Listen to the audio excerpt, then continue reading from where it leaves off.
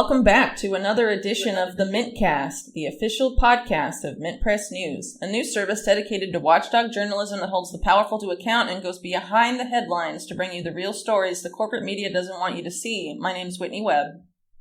And I'm Alan MacLeod, and together we're going to not only discuss and analyse the big stories that the government and corporations want kept under wraps, but also revisit past events that have shaped our world that the media has helped to hide for decades.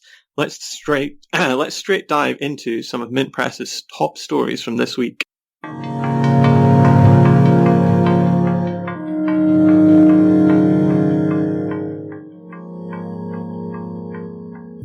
With US-Iran war ball now rolling, could an accident or false flag serve as the pretext?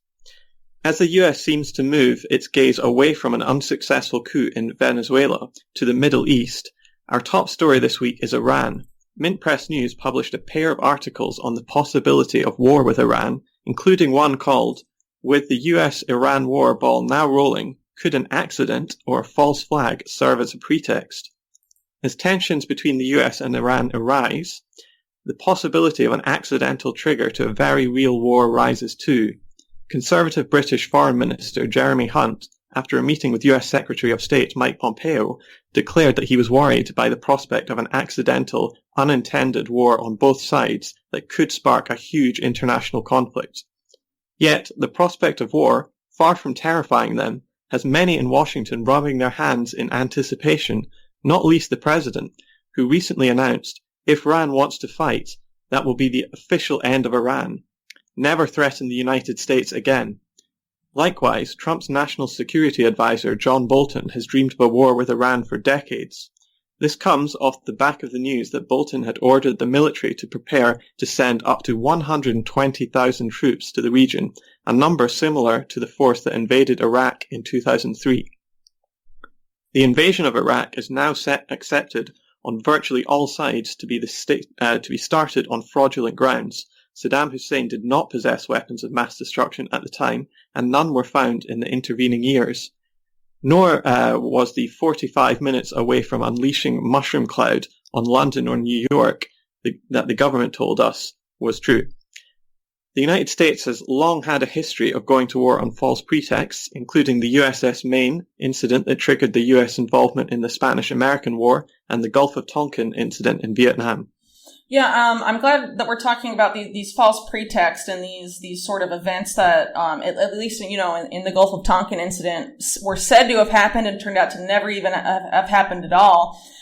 In this article series that we're talking about, there are a few incidents in the past, or planned incidents that never actually happened, but they were in the planning stages at one point, that are particularly relevant to what's going on right now between U.S. Tensions between the U.S. and Iran. The first of that would be the USS Liberty. This was an attack on an American ship near the Sinai Peninsula of Egypt during the 1967 war between Israel and several Arab countries, including Egypt. And what happened here basically is that the Israeli military attacked this ship, even though they knew it was American, with the intention of sinking it, leaving no survivors, and then blaming the destruction of the ship on Egypt in an attempt to sort of draw the U.S. into this war on Israel's behalf, which, is a really horrific thing to do. And actually, there were Israeli pilots that, when they saw it was American and were ordered to fire anyway, they actually refused, went back to Israel, and were jailed by Israel's government for refusing to fire on the ship. But, you had 34 were killed. You had almost over 100 injured. It was, a 300-man crew. And the U.S. government, when the ship didn't sink, the president at the time, Lyndon Johnson, actually engaged in a massive cover-up on this. And he actually, when he found out Israel was attacking the vessel, he didn't even send ships to American ships in the area to come to the Liberty's aid. He basically was going to let Israel sink the ship, and because he, quote, didn't want to embarrass an ally, which is really telling. So, this is relevant now, in my opinion, because, we have elements of Israel's government, particularly Benjamin Netanyahu, have been pushing the U.S. to be to sort of lead a war with Iran for a really long time, because they don't want Israel to be on the front lines. They want the U.S. to fight this war for them. And of course, Netanyahu has been behind a lot of this false intelligence that has, is actually the basis for a lot of these current tensions that we're seeing between the U.S. and Iran. Remember that Bolton's press release earlier this month that really started all of this was based off of Israeli intelligence that he received from Israel's national security advisor, his counterpart in Israel, just a few weeks prior. So that it's important to keep that context in mind there as well. And also another important incident that never actually happened but was planned relatively recently, and was planned by the neoconservatives of the Bush administration, of which Bolton himself was part, was a plan that Dick Cheney, the plan was discussed during a meeting held at Dick Cheney's office in 2008, and the idea was to dress up U.S. Navy SEALs as Iranian sailors, construct a boat in the U.S. or a U.S. Naval base somewhere near the area, construct a ship that looked Iranian, put these U.S. disguised Navy SEALs on the ship, and then send them to fire on Americans, either in the Strait of Hormuz or somewhere in this area in order to justify a war with Iran. Of course, that didn't end up happening, but it tells you the mindset of these people. Some of whom are in the current administration, have important roles in that administration. But, despite this history, based on what's happened most recently, it looks like, the plan, that the administration has had with Iran since Bolton's press release and all that's followed over the course of this month, instead of being aimed, instead of false flag or events like that, being on the scale of the USS Liberty or this plan Dick Cheney had, they've really been much more minor by comparison. So the sort of events they've tried to peg in Iran, for example, have been things like, these apparent explosions that harm these 4 ships and the United Arab Emirates near the Strait of Hormuz, this Houthi attack, this Yemeni attack on Saudi pipeline oil infrastructure, and these missiles that were allegedly fired close to the U.S. Embassy in Baghdad, things like this. And I'm sure on every one of these occasions, Bolton and Mike Pompeo, were gunning for war. But let's remember, too, that the Bolton press release said that the U.S. would respond with, quote, unrelenting force if any Iranian proxy, whether real or imagined. They don't actually have to be an actual proxy of Iran. The U.S. government just has to think they are. They said, Bolton said that unrelenting force would be, unleashed against Iran if any of these alleged proxy groups attacked U.S. interests in the Middle East or an ally's interests in the area. But it really looks like this gambit has failed, because we're having acting Secretary of Defense Patrick Shanahan.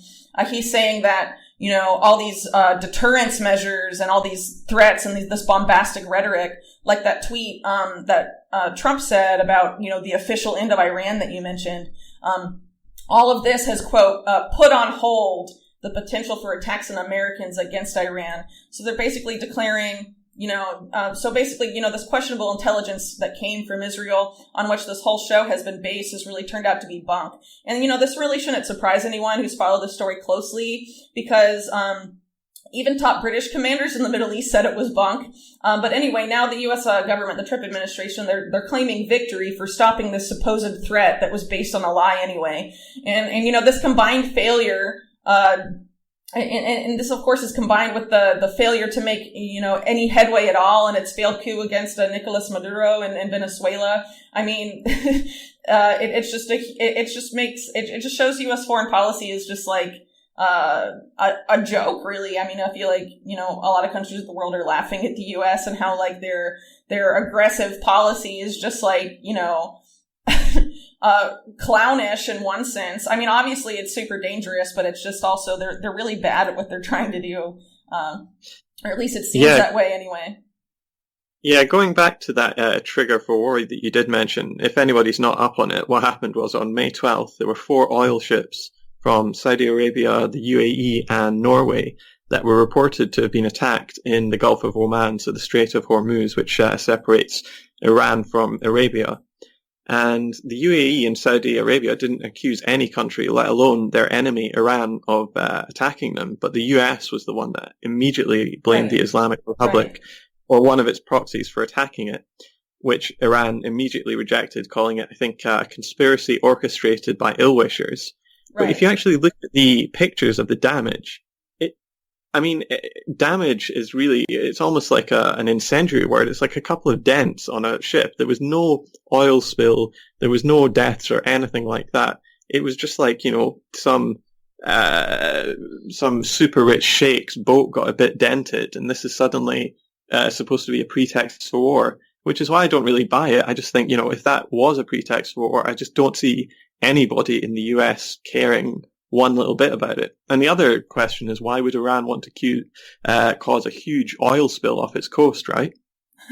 Right. I mean, that's a good point too. And let's also remember that the UAE, or the government in this area, this port area where all this happened, actually initially denied any sort of attack or anything like that because, even though there were reports of explosions or stuff, it didn't affect any sort of business that was going on in the port at all. So it really seems by all measures to have been something really minor. I'm no expert in this sort of stuff, but I do know that, in the area, where this happened, there was actually recently a mine warfare drill held by the US, the UK, and France in the Persian Gulf, last month. So I think it could be, possible that, some of these ships might have just one of them might have triggered a sea mine or something that was left over from that, or that had been there for decades. Who knows? But I mean, it doesn't really seem like it was any sort of premeditated attack unless, if Iran or some sort of Iranian proxy had wanted to sink these ships, I mean, they obviously did a very bad job because of the pictures that have been released, which aren't many. I mean, it really doesn't seem, extensive. And I think that's why they've taken to calling that attack, sabotage instead of something more, drastic. Yeah, sure. I mean, another thing I've been looking at is what Donald Trump has made of it. Before he was president, he used to make highly anti-war comments about Obama and about a conflict with Iran, claiming that Barack Obama was trying to get us into somehow another unwinnable war with Iran just to boost his poll numbers, right? Yeah. And now suddenly, when he's in power, he's become the biggest cheerleader for war there. He's certainly not an anti-war voice. I mean, maybe he was in the past. I think that's highly questionable. He certainly isn't anymore because his record is clear. He's expanded the wars in the Middle East. He's drastically increased the amount of drone attacks going on there. He's been a big cheerleader for war in Saudi Arabia with the destruction of Yemen. He dropped the mother of all bombs, which was the biggest non-nuclear weapon ever fired in anger. He dropped that in Afghanistan. I mean, the list goes on, and yet there does seem to still be this lingering feeling that Donald Trump is perhaps, an anti-war figure that's being held hostage by John Bolton or Mike Pompeo, and I don't buy that. There's definitely some people that are still promoting that, and actually recently, Trump came out, and it was reported on conservative media mainly, of course, that he was blaming a lot of this foreign policy stuff and him not being able to withdraw from Syria and things like that. He blamed by name the military-industrial complex recently. And, I think that's interesting because, he's sort of making this, well, it was sort of interpreted by Trump supporters that he's fighting against it, or he's he's against the military-industrial complex, but that's really insane. Again, if you look at Trump's record, because he's forged really close ties with Boeing, a major military, a major arms manufacturer, and other arms manufacturers. I mean, he's made that, since he became president, the cornerstone of his foreign policy in diplomacy is to sell more U.S. weapons abroad. And have diplomats when they go to other, when they have official meetings, sort of promote arms, the purchase of U.S. arms and things like that. I mean, that's been a major focus of his whole presidency. So for him to all of a sudden be oh no, the military-industrial complex, well, I'm sorry to tell you, dude, but you worked really hard to inflate that complex as much as possible. So if you're mad about it now, maybe what you did before was a bad idea. So it's sort of, but I feel Trump isn't a total idiot. So I think he may have sort of timed these sort of comments to try and give, people in his base the hope that he's still trying to do the good fight from the inside and all this stuff. And it's really sad that people continue to buy it.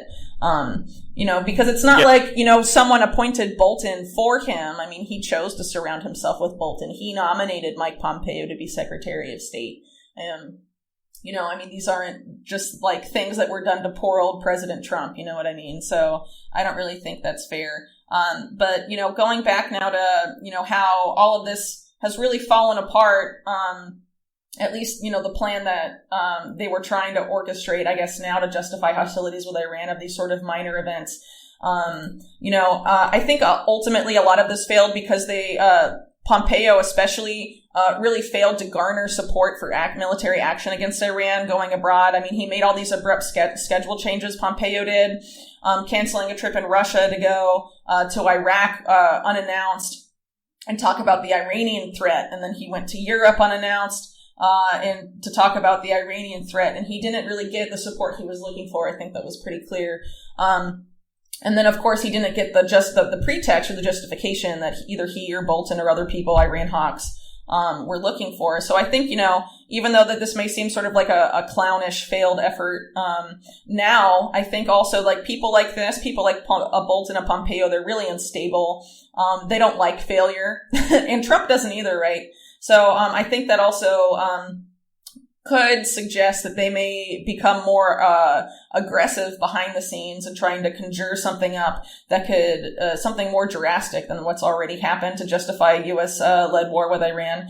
And what's interesting now, and that what we've just seen really in the past 24 hours, is that we're now seeing the U.S. shift focus away from Iran into Syria, right, with this alleged chemical attack now coming back, even though it's there's no evidence of it even happening, and the apparent people that were targeted with it were four fighters of Hayat Tahrir al-Sham, which is al-Nusra Front or Al-Qaeda in Syria. So that's also absurd. But, beyond that, Syria, is an ally of Iran. They have a mutual defense agreement. So depending on how far, the U.S. responds, because they're already threatening reprisals against Syria, depending on how far they go, they may try and pursue war with Iran that way. It really remains to be seen. But I think that shift is not by accident. It's either to distract from how clownish and failed this effort was, or it's a different way of pursuing a different path of pursuing war with Iran. Okay, so to conclude, war with Iran is BS. Okay. Right, so that's the top story done. Let's move on to some of the other stories that have been making headlines around the world. Chelsea Manning sent back to jail for refusing to testify against WikiLeaks. Former Army intelligence analyst turned whistleblower Chelsea Manning was ordered back to jail for refusing to testify to a grand jury. Manning had already spent 2 months in jail for refusing to testify against WikiLeaks co-founder Julian Assange earlier this year. She was briefly released before being hit by prosecutors with a new subpoena. Her defense team have argued that she should not be jailed because she's already proven that she won't testify against WikiLeaks, as she does not accept the validity of the court. Under US federal law, a recalcitrant witness can be jailed for civil contempt only if there's a reasonable possibility that the incarceration will coerce the witness into testifying. Manning has already told the judge that, quote, "I would rather starve to death than change my principles." If a judge were to determine that there was no reasonable chance she would change her mind and testify, then Manning could not be held under the law. Prosecutors argue, however, that she has not spent enough time incarcerated and she should return to jail for that reason. The defense consider this punishment as a punishment for previous actions that the former President Barack Obama had drastically commuted her sentence and freed her. Well, this verdict against Manning is beyond draconian. And, that's because not only does it put her back in jail again, but it slams her with fines for every day she is jailed over a certain period. So this is like extreme coercion, really, beyond just trying to have her be in jail, and this is supposed to coerce her into testifying. I mean, now they're adding fines on top of it. So, I mean, they're really trying to turn up the dial here. And these fines are no joke. I mean, they start at $500 a day after 30 days in jail, and after 60 days in jail, they go up to $1,000 a day. So not only is Chelsea Manning losing her freedom for refusing to testify, she's also being put into debt. I mean, hasn't the government done enough to Chelsea Manning? When she was imprisoned previously, she was tortured. She was in solitary confinement. They conducted weird psyops against her, trying to get her to escape prison so they could, put more charges against her and all this stuff. And now she's refusing to testify against WikiLeaks. And not only do they keep sending her back to jail for refusing to testify, but now they're fining her. This just really shows, how the U.S. government works when it pursues these politically motivated cases like this. I mean, it's basically just, bludgeon the people until they do what we want sort of thing. I don't think they're going to get what they want from Chelsea Manning, but this is really going to show, the extent to which the U.S. government is willing to go, and the things they're willing to do to coerce people into testifying, coerce people into doing what they want. Yeah, Private you citizens. You mentioned torture, and solitary confinement is regarded around the world as a form of torture, and it tends to be only the most authoritarian governments that use that practice at all. And my worry is that Chelsea Manning, of course, has had suicidal tendencies in the past and has attempted to commit suicide on more than one occasion, and constantly taking her freedom away in this sort of will she, won't she, cat and mouse game that they're playing, just punishing her for her former quote-unquote crimes. I mean, this could lead to something absolutely tragic happening, I think. Yeah, no, I would definitely agree with that. And speaking of tragic, incidents regarding whistleblowers, what we had earlier this month too, and that I covered for MintPress, because I often write about The Intercept, is that earlier this month on May, I think the second week of May, we had a new whistleblower that was a whistleblower to The Intercept. He has now been indicted. The previous whistleblowers that were outed, the previous two whistleblowers we know for a fact were outed in part by Intercept employees. They're currently serving lengthy prison sentences. Reality Winner is serving a sentence that exceeds 5 years. The other one, Terry Albury, is serving a 4-year sentence. So now the newest one we have is Daniel Hale, who leaked the drone papers and some other documents to The Intercept that really showed the insanity of the drone war, and how, 90% of those killed are civilians, and how anyone in the area who's killed, they subsequently label enemy combatants and claim, we got them, even though, they don't know who these people really even are. And things like that. So, here's another person who's done a public service. No one has gone to prison over the drone program, that Daniel Hale helped expose, but now Daniel Hale is facing prison time, and he's facing a significant sentence. I think he's, if I remember correctly, it's almost 50 years in prison. I mean, that's, wow. That's really insane. So, what Reality Winner did, she was only accused of leaking one document, and she made a plea deal. And then Terry Albury was accused of leaking more, but he made a plea deal and he pleaded guilty, I believe. What Daniel Hale will do remains to be seen. But it's really troubling, given what's happened there. And, in relation to what we were just talking about with Chelsea Manning, remember that Chelsea Manning, right now is being asked to testify against Julian Assange, who was supposed to be, she's the source and he's the journalist, right? So what we have here is that Daniel Hale is the source, and the journalist is Jeremy Scahill. And what we have, going on, the argument that the U.S. is making for Julian Assange's extradition to the United States has to do with this cryptic message that Assange allegedly sent to Manning that has been interpreted as him, sort of goading her to go back and get more documents and leak even more documents. Well, what we have hidden in this indictment here is that Jeremy Scahill did something similar with Hale, but on a degree that, if they're pursuing Assange in this angle, it would be really surprising to not see them pursue Scahill for the same reasons. And this is because Hale and Scahill, before he leaked the documents, had sort of known each other, and because Hale had initiated contact with Scahill. And then what happened is that Hale emailed a resume to Scahill because he was going to try and get a job with a defense contractor. So basically, even though they don't have the content of the communications, they have a strong case that Hale and Scahill, worked together to get Hale hired by a contractor. And then once he was hired, he leaked documents to Scahill. So if they're going to, use that same claim against Assange and Manning, and, in that case, it's based off of this one alleged very cryptic message. Here with Scahill, you have a very... Yeah, that's it. I think the message was, curious eyes never run dry, wasn't it? Right. That I couldn't remember the quote, but that's it, right? So they don't even have the communications between Scahill and Hale But the fact that they talked about the resume and had phone calls, and that they, basically, it seems, based on what the indictment says, it argues that they worked together to get Hale hired, and then he would leak to Scahill. If they don't pursue Jeremy Scahill for this, it'll be very surprising. And, in my opinion, the only reason they won't pursue him will be for two reasons. Either Scahill will agree to testify, or at least sign something that sort of confirms that Hale was a source in exchange for immunity, or something like that, which would be just disgusting. I really hope that doesn't happen. Or the other thing is that, Pierre Omidyar of The Intercept swings in, who's super connected to government and the military and all that, and make some sort of deal to keep Scahill out of water.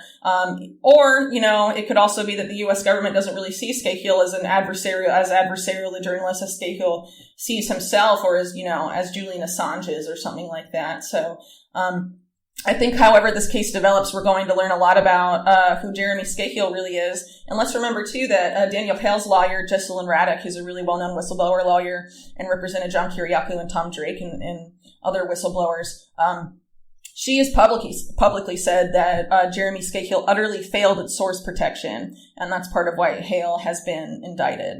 So given the Intercept's history, that's really troubling. We'll see what's going on with this case. But either way, May is once again another very sad month for whistleblowers and for people that take tremendous risks to bring the truth to the public.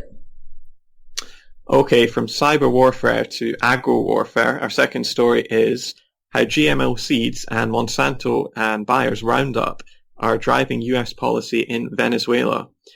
Everyone knows that the main US interest in Venezuela is its oil, since the country has the world's largest oil reserves. But other major corporations, particularly big agricultural companies, are also eyeing a comeback if the US succeeds in removing Venezuelan President Nicolas Maduro from power.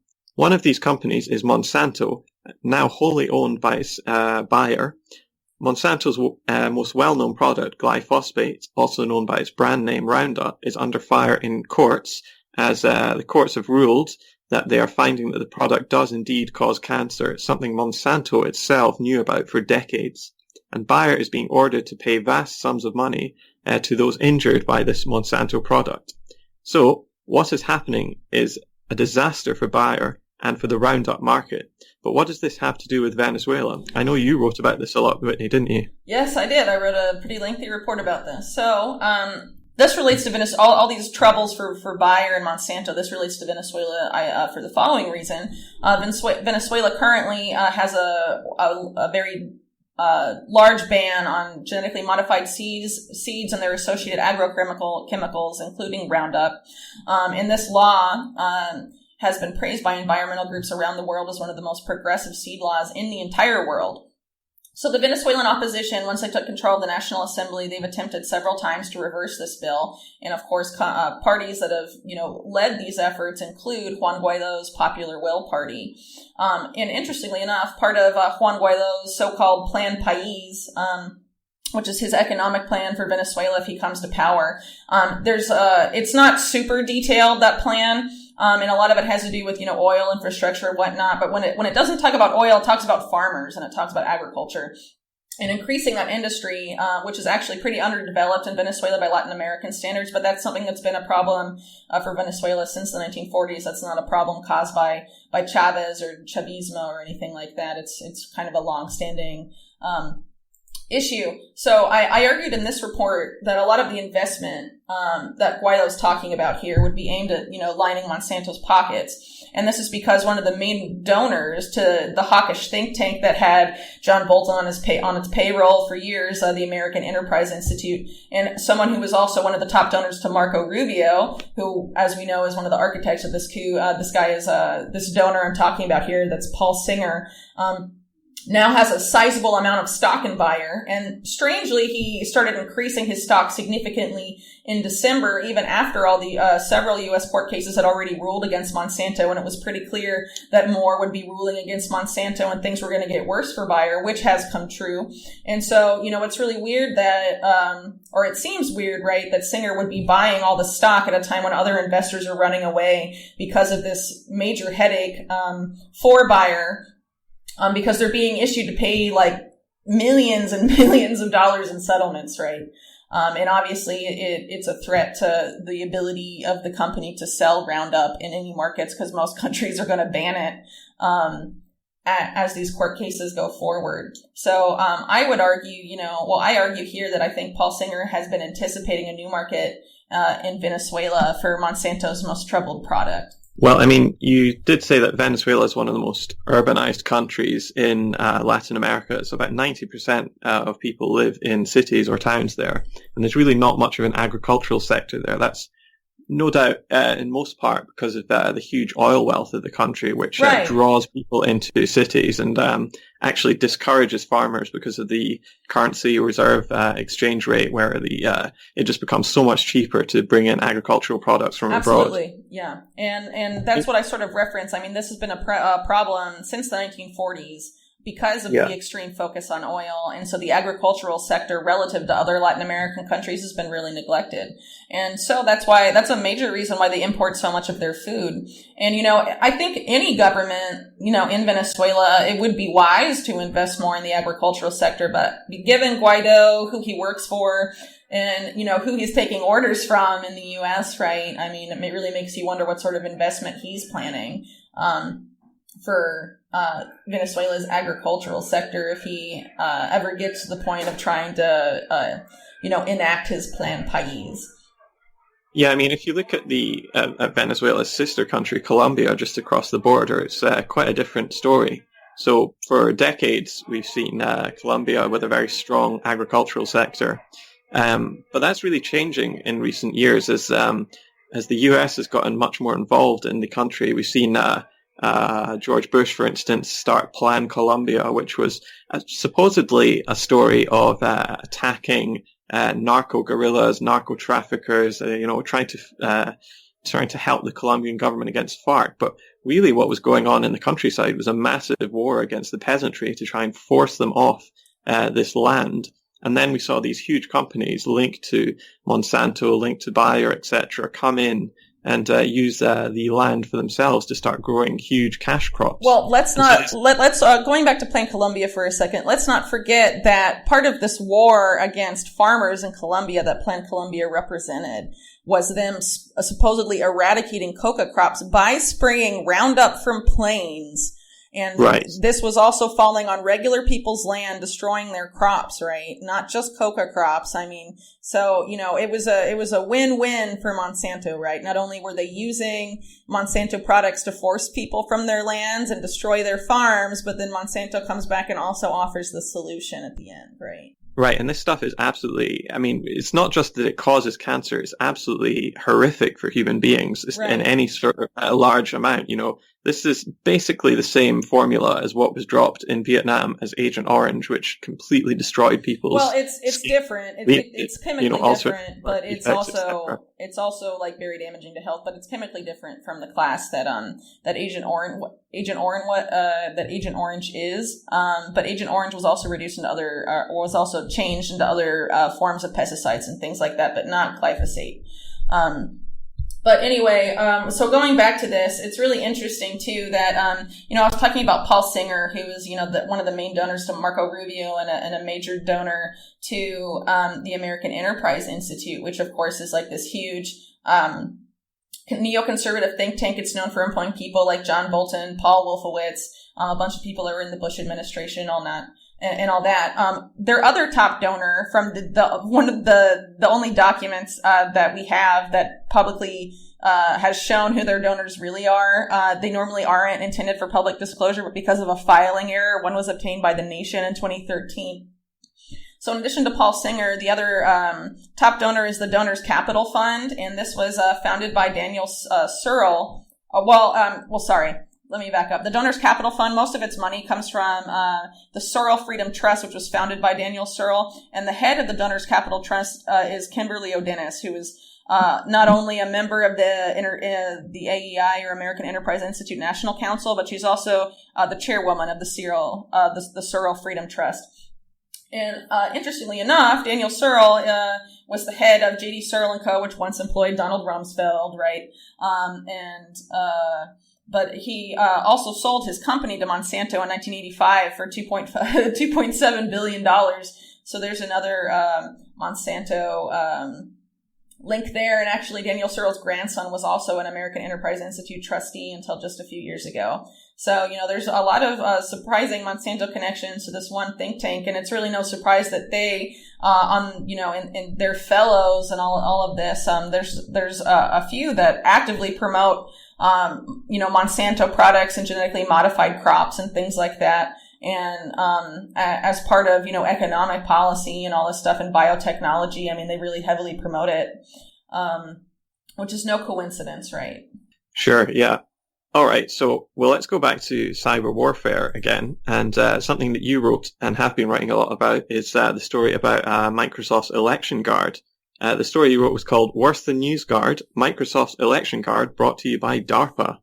Well, this is the working title, so as we're recording this hasn't been published yet, but it will be published by the time that the podcast goes out. So, this is about ElectionGuard. Some people may remember MintPress's work on NewsGuard. These are actually sister programs. So earlier this month, Microsoft announced its supposed solution to protect American elections from interference, and it names this piece of election technology NewsGuard. And it's already set, ElectionGuard, right, is already set to be adopted by half of voting machine manufacturers in the U.S., and already some state governments have signed on for the 2020 general election. This includes the state of Colorado, also the state of Minnesota. There are probably more, but those are the only ones that I've seen come up so far and that have been promoted by Microsoft. And some on their website and things like that. So, ElectionGuard, when it was announced, it was really heavily promoted by the mainstream media, and that has continued over the past few weeks. But they don't, none of those reports disclose that ElectionGuard was developed by companies, Microsoft and another company that that we can get into here in a sec, that both have really deep ties to the U.S. defense and intelligence communities. And also the fact that the technology that's being promoted, even though it's, quote, open source, that the fact that it's open source does not necessarily mean that it's immune to interference or the manipulation of vote totals. So some very shady stuff going on here. So going back to NewsGuard for a second, let's remember that NewsGuard is this news reading company that they claim to fight fake news, but they have all these connections to the American Enterprise Institute we were just talking about. They also, how on the board of advisors they have Richard Stengel, who under Obama, he described his position in the Obama administration as being the government's chief propagandist. They also have a former CIA director and NSA director on there, a former director of the Department of Homeland Security. On their board. They rated MintPress after our article on them. Unsurprisingly, they gave us a red rating. It was a really disingenuous review of our work, and we responded to it piece by piece, or point by point, rather, in a very in-depth piece for those that are interested. It's on MintPress's website right now. But anyway, through its partnership with Microsoft, NewsGuard was installed on public libraries in the entire state of Hawaii and some counties in Ohio. I'm sure they're planning more next, and in universities throughout the country.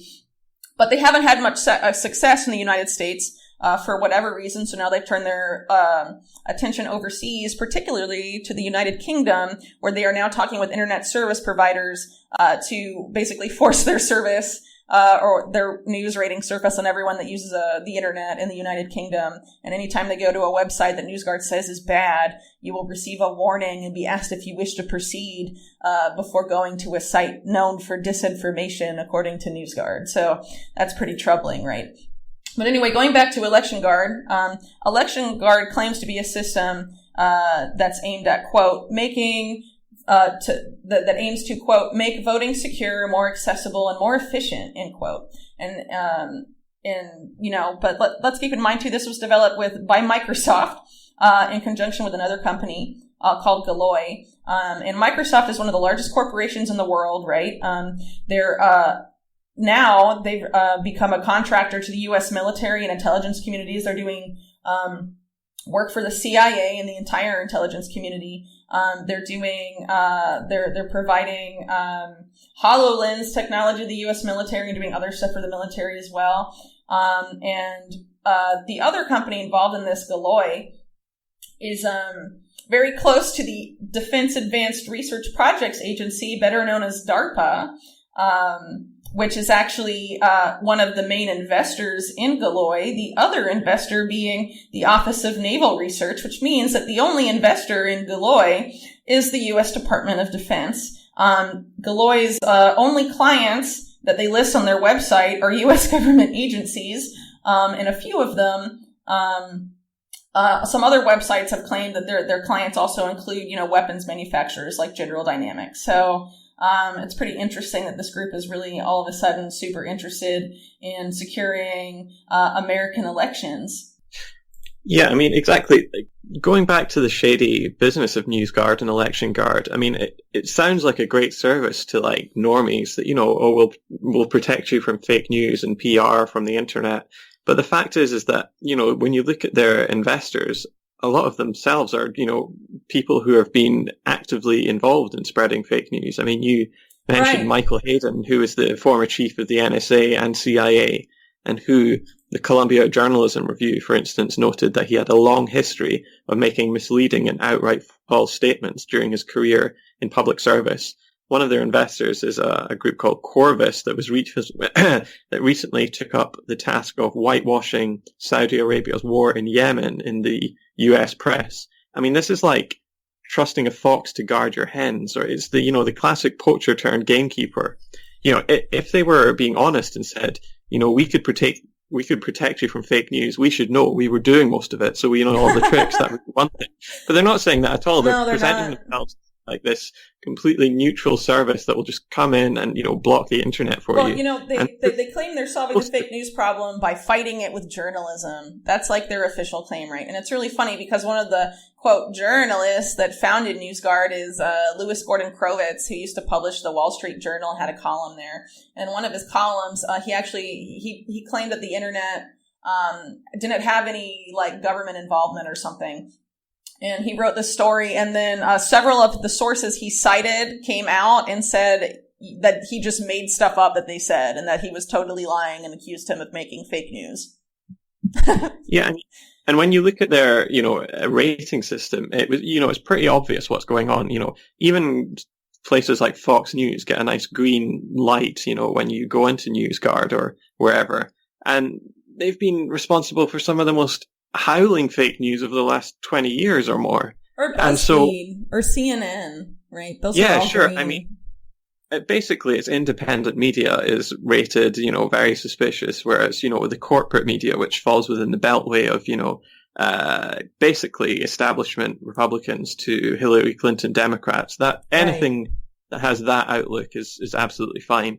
And so it's an extension of what's been happening over the past few years where, for instance, that story Prop or Not, that website that purported to, show a list of all these fake news websites, and it was basically just all alternative media was on there. And then that was used by Google, Bing, YouTube, Twitter, etc., as the basis for them changing their algorithms to make, so-called high quality news much more accessible. But what actually happened was just alternative media, even really high quality ones, like, for instance, The Intercept that we've been talking about.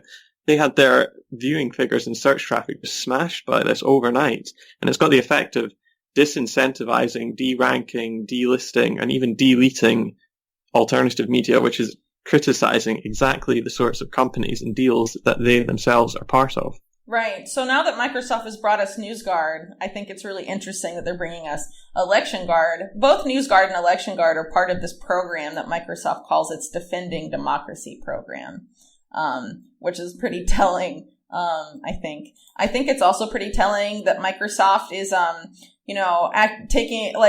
getting on its philanthropic high horse and being like, oh, well, we care about election safety and security so much that we're going to offer this service for free.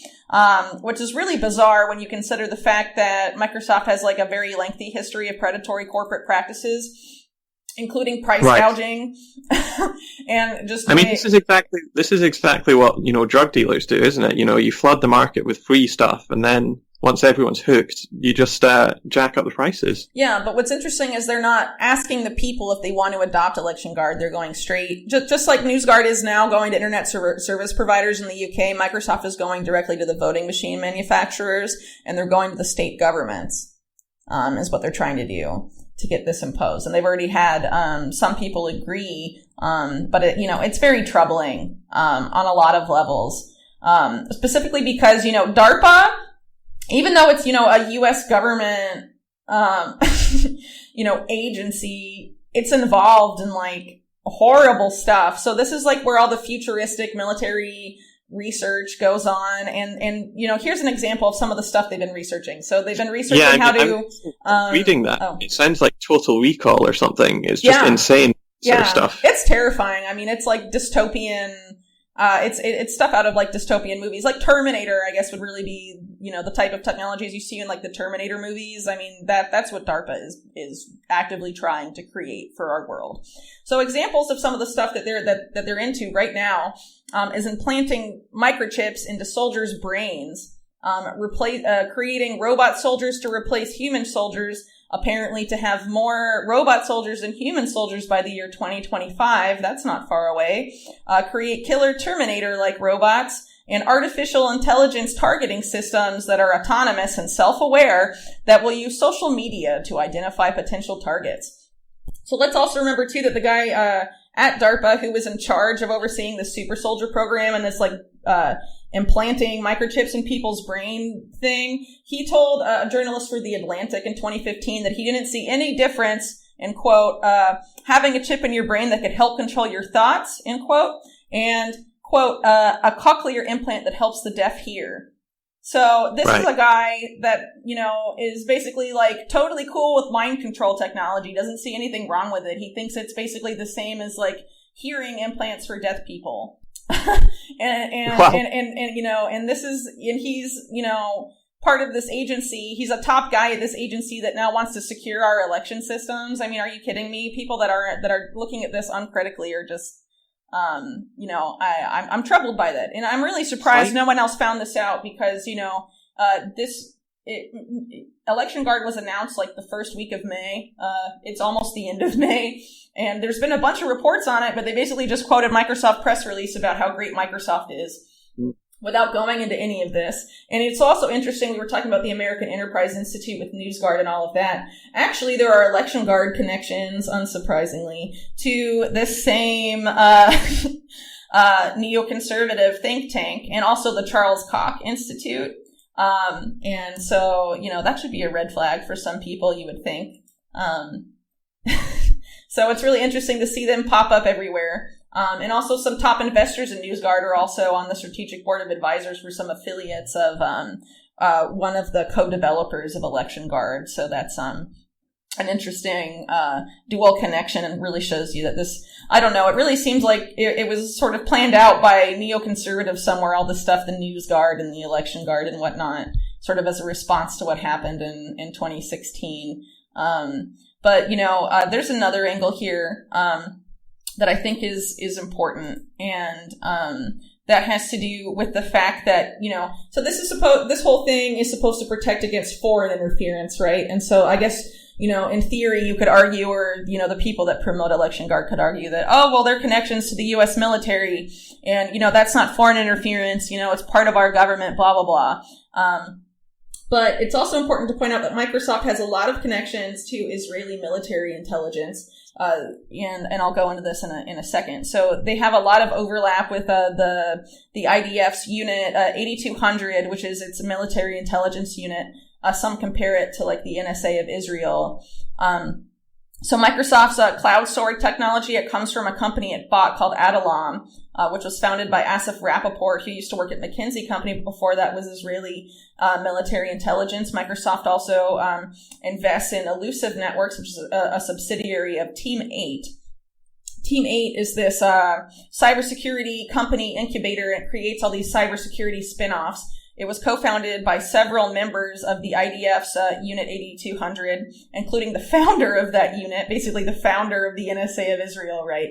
And it was also, and Team 8 was founded with a lot of funding that came from Google, a former CEO of Google, Eric Schmidt, which is pretty crazy. And Team 8 actually recently hired Mike Rogers, who was former director of the NSA and U.S. Cyber Command. And now he's working for them. And let's also remember, too, that Microsoft is a contractor for the IDF. Previously for cloud storage, now for HoloLens technology. So, I'm not saying that it's bad that Microsoft does business with Israel or the IDF or well, I personally don't agree with that because I support, BDS. But, my issue here is that, imagine if, the company that was offering ElectionGuard and offering to protect elections from foreign influence had connections like this to Russian military intelligence. I mean, it really makes you wonder if the concern is foreign interference or foreign influence in elections or just, that kind of influence just from state adversaries. Like it's okay if it's our allies or something like that. It's a really strange connection. So, it's just another level of the dubiousness surrounding ElectionGuard. Yeah, I mean, there's so many easier ways to improve the integrity of elections, whether that's, looking at voter suppression or intimidation or the ridiculous gerrymandering of the system or the fact that there's barely any open polling stations and when you get there, all the machines are broken, etc. Yeah, they're not interested in that. So much more easier ways, yeah. All right, shall we move on to our next story? Sounds good. Coming up next is an interview with the other Mint Press News staff writer, Alex Rubenstein. He's going to be talking about his time in the Venezuelan Embassy in D.C.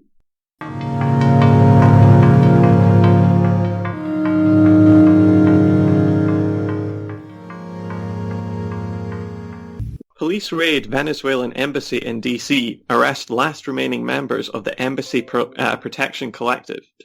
U.S. police have broken into the Venezuelan Embassy in Washington, D.C. and arrested the remaining protesters of the Embassy Protection Collective. Activists have been present inside the embassy since April 10th and were invited in by the Venezuelan government, who were forced by the Trump administration to leave the country. Since then, there has been a relatively bloodless but far from silent battle between anti-war activists, such as the feminist group Code Pink, and Mint Press News' own staff writer Alex Rubenstein, and pro-Guaido opposition groups determined to force them out of the embassy and President Maduro out of power in Caracas. The Venezuelan government has declared the US's actions as a strong violation of the Vienna Convention, with President Nicolas Maduro damning the attempt by the US to seize his country's property, pointing to the embassy's inviolability under international law. This brings us to a related story published on Mint Press News called Who's Behind the Pro-Guaido Crowd Besieging Venezuela's D.C. Embassy, written by Jeff Sprague and Alex Rubenstein, who investigated the characters leading the anti-Venezuelan government protests outside the embassy. Joining us today to discuss his experiences there, this story and the latest efforts by the Embassy Protection Collective is Mint Press News staff writer Alex Rubenstein. Welcome to the MintCast, Alex. Thank you for having me. So I suppose I just wanted to get a background on what happened there. What were the circumstances of why you were in the embassy in the first place? Well, I was there documenting what was going on as a journalist, but the activists who were inside were there serving as an interim protectorate at the invitation of the democratically elected government of Venezuela, and they were there for 37 days. The idea was to hold the embassy until the United States and Venezuela reached what's called a protecting power agreement. And this would allow a third-party country to serve as a protector of the Venezuelan embassy in D.C. And basically run operations there in place of the Venezuelan government. And also a third-party country would do the same for the U.S. embassy in Caracas. That is actually a process that's ongoing. Venezuela and Turkey have reached an agreement to do that, but the State Department needs to sign off on it. And it's not really clear whether they intend to do so. The alternative, of course, is to hand it over to Juan Guaido's fake ambassador to the United States, who is a character by the name of Carlos Vecchio, and basically turn the embassy into a coup plotting center. Wow. Okay. The coverage I saw from you and the other journalists that came into the embassy later, Anya Parampil, were that some of these protesters were engaged in a lot of very unattractive behavior, trying to say it the nicest way possible. Could you describe some of the threats and sort of aggression that you received as a journalist there in the embassy, and that you also saw other people in this collective receive? Sure, yeah, and I'm actually hesitant to call what was happening outside a protest, because I've covered hundreds of protests in my time as a journalist, and I have never seen tactics like this. Really what it was a mob, and it was a mob that was abetted by the Secret Service and later the Metropolitan Police Department. They were allowed to blast megaphones directly into people's ears. They had these scuba lights. They had dozens of these expensive scuba lights that they were shining directly into people's eyes and in an attempt to give them retina damage. And of course, ear damage could come from those megaphones and the horns and stuff. And they were just, following people around, banging pots and pans all day. They were, the neighbors. So it was, the embassy is in Georgetown, which is a very fancy neighborhood, and the neighbors were displeased with the ruckus. And they would shine the lights into the embassy at 5 a.m. To wake people up. And they were constantly trying to break into the embassy. We had one guy who broke in by the name of Mohammed, who he ransacked an office in the building in an attempt to barricade himself in, and he caused hundreds of dollars of property damage. And I actually filmed the police coming in and escorting him out, and the first thing they said to him was, "You're not arrested, right?" And he says, "Yes, I know." Later that day, he was seen by journalists doing private security for Carlos Vecchio. And this is the kind of impunity that was happening throughout. There were people that were trying to deliver food to the embassy because, the opposition was trying to starve the embassy protectors out. And they were assaulted in that process and then arrested and charged with assault themselves. So this is, it was very one-sided. I was actually... I was in the garage at one point when I overheard the Secret Service conducting a shift change. So, I heard one officer briefing another officer, and one thing he said was one, that their arrest authority wasn't clear, and two, that the pro-Guaido people were, quote, basically the U.S. government, and that the, quote, anti-war people across the street were funded by, quote, Russia or whatever. So, it just goes, I think it's a really interesting anecdote because it shows that, even the Secret Service is being propagandized. Obviously nobody there was paid by Russia or Venezuela for that matter. Even if, a lot of people are saying that they were paid by Venezuela, but Venezuela can't even pay its own diplomats in the U.S. So, because of the sanctions, so it's impossible actually for that to be the case. And yeah, there was also a good degree of violence too.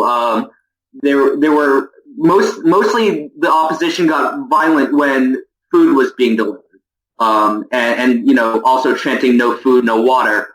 So people that were delivering food. One of them was the president, Jerry Condon, the president of Veterans for Peace. And he threw a cucumber up to the embassy, and he was violently brought to the ground by Secret Service. They left lacerations all over his face, and they didn't call an ambulance. It was actually Dr. Margaret Flowers, who was inside the embassy watching it all happen, who called the ambulance. And he was charged with throwing missiles. That was the name of the charge that he was stuck with. Cucumber missiles, that's new. Right. So, this is, and of course nobody on their side was charged.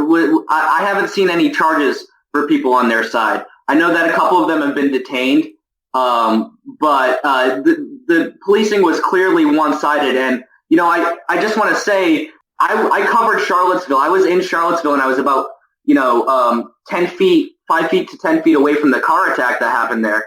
And so I saw a lot of violence, and I saw more violence in Charlottesville than I saw in D.C. But what I saw more of in D.C. was racism, vocalized racism. People were comparing black people to monkeys, black embassy protectors to monkeys, waving bananas in front of their face. Alina Duarte, who's a correspondent for Telestor, was told that she's an ugly Indian and that, the person who told it to her is going to wake up white in the morning and be happy, and she's just always going to be an ugly Indian.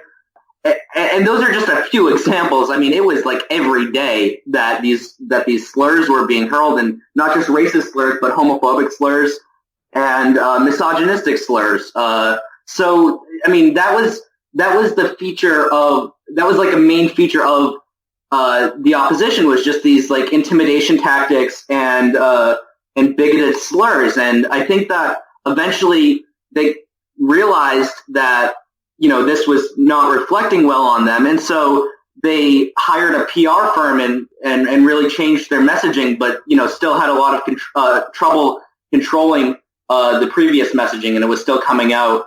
One day that was actually really striking was all of a sudden I woke up in the morning and I look out the window, and there were just dozens and dozens of the oppositionists wearing pride flags over their backs. And it was shocking because I just heard them using, homophobic slurs for like the past like week and a half.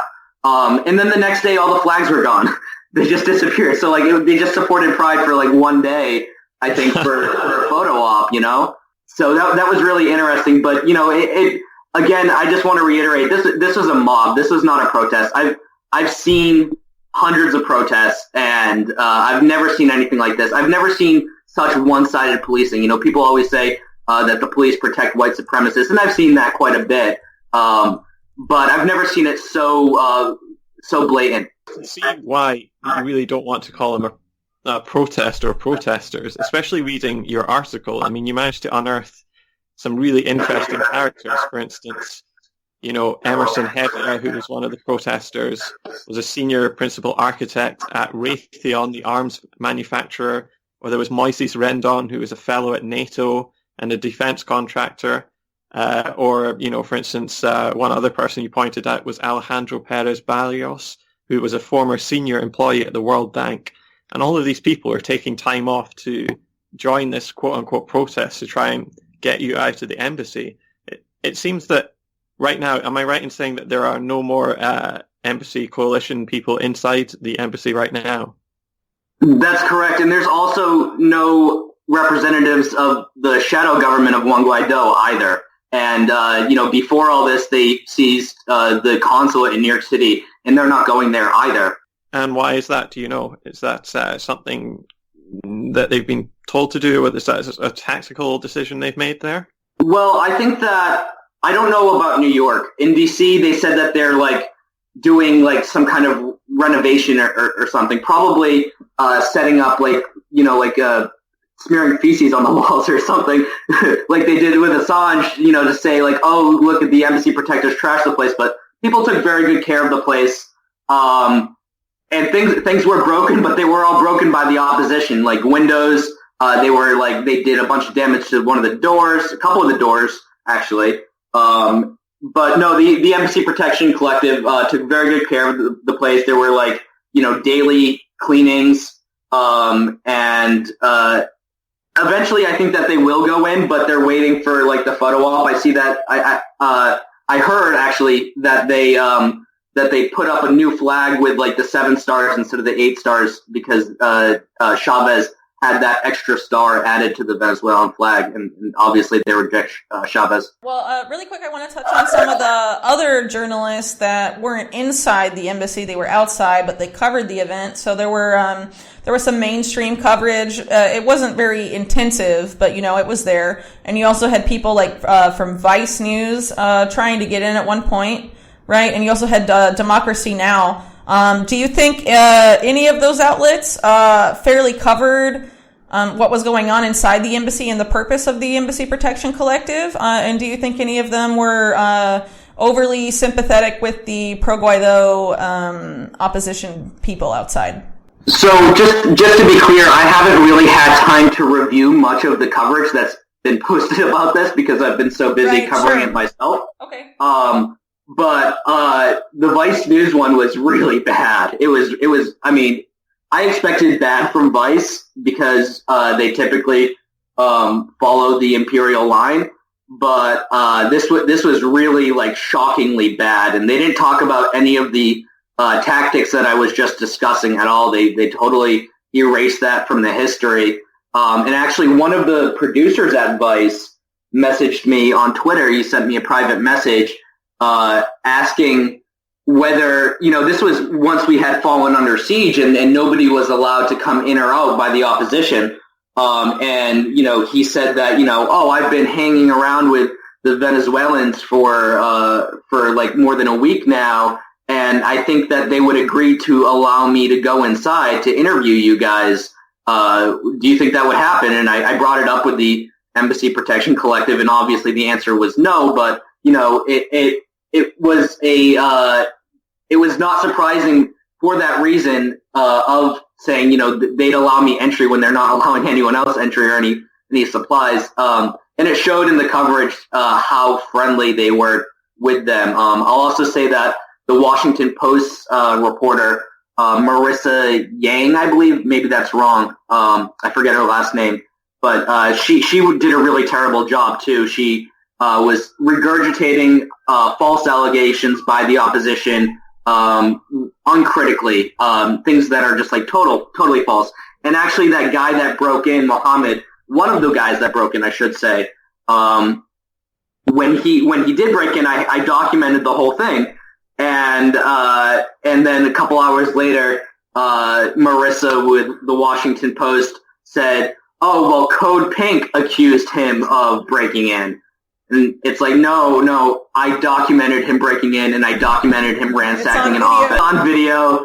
I don't think it was a situation of her not doing her research, because she was obviously following the Code Pink account, and Code Pink was retweeting everything I tweeted. So it's pretty. I find it highly unlikely that she didn't see that. And the mainstream media coverage is just generally bad, so it wasn't surprising. And I will say that the Post did a little bit better than I thought it would, but it was still very bad, and apart from that, I mean, it's just, it was an excuse for the media to another excuse for the media to make fun of and belittle anti-war protesters, which is one of their favorite pastimes. Conclude, do you think that this whole deal with the Turkey and Venezuela and all that, do you think the State Department will end up signing off based on what you saw the State Department ostensibly working with Secret Service and sort of directing sort of this response on the ground? Do you think we'll see them sort of approve this deal with Turkey? Just a short opinion. Well, I don't really have an opinion one way or the other. I'll give you the pros and cons real quick if you don't mind. And that's the advantage to agreeing to this means that their embassy in Caracas, which is far more expensive and filled with CIA equipment, is safe. The disadvantage is that Carlos Vecchio and Juan Guaido and Gustavo Tarre, who is the shadow government ambassador to the Organization of American States, don't get their photo op, which is what they've been looking for the past month or so. They actually showed up with their own placards, official placards, on the first day that Vecchio came there, but he wound up running away after the Embassy Protection Collective drowned out his speech on loudspeakers. So it could go either way. It depends on what's more important to the State Department, protecting their embassy or giving Guaido the photo op. Okay. All right. Well, thanks so much for your perspective on this, Alex, and great work documenting everything that went down there. Thank you so much.